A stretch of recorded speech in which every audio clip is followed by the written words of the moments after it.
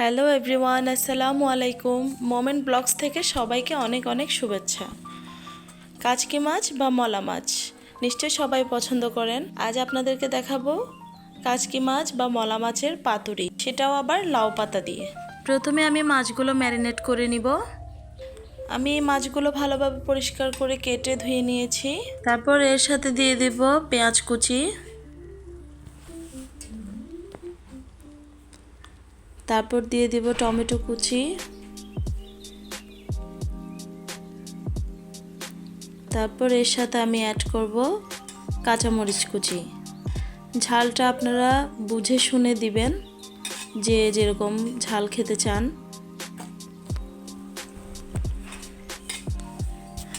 এরপর আমি এর সাথে অ্যাড করব মরিচ গুঁড়ো, হলুদ গুঁড়ো, একটু ধনিয়া গুঁড়ো,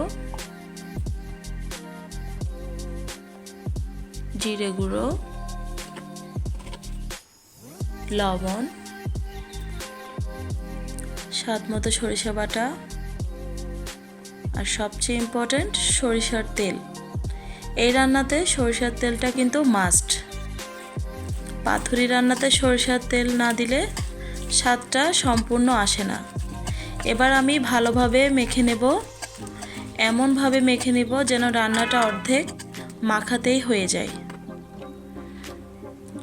এই তো আমার মাখানো হয়ে গিয়েছে। এবার আমি লাউ পাতাতে মাছের পুরগুলো দিয়ে ইচ্ছে মতো শেপ দিয়ে মুড়িয়ে নিব। একে একে আমার সবগুলো মোড়ানো হয়ে গিয়েছে। এবার আমি চুলাতে একটা প্যান বসিয়ে দিব। এর মধ্যে দিয়ে দেব রেগুলার রান্নার সয়াবিন তেল। এটা ভালোভাবে গরম করে এর মধ্যে লাউ পাতার আর মলা মাছের পাতুরিটা এক এক করে সবগুলো দিয়ে দিব এবং ভালো করে এক পিঠ ভেজে নেব। এরপর এক পিঠ সম্পূর্ণ ভাজা হয়ে গেলে এরকম একটা কাঁটা চামচ দিয়ে এপিঠ ওপিঠ উল্টে পাল্টে রান্না করে নিব। খেয়াল করে দেখবেন আমি কিন্তু এখানে কোনো পানি ইউজ করিনি। মনে রাখবেন রান্নাটা কিন্তু একদম মিডিয়াম আঁচে করতে হবে, তা না হলে নিচে পোড়া লেগে যাবে। এই তো হয়ে গেল আমার মলা মাছের পাতুরি। এবার গরম গরম অবস্থায়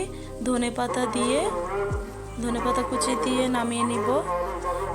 রান্নাটা কেমন লেগেছে জানাবেন। ভালো লাগলে একটা লাইক অথবা সাবস্ক্রাইব দিবেন। ভালো থাকবেন, সুস্থ থাকবেন। আল্লাহ হাফিজ।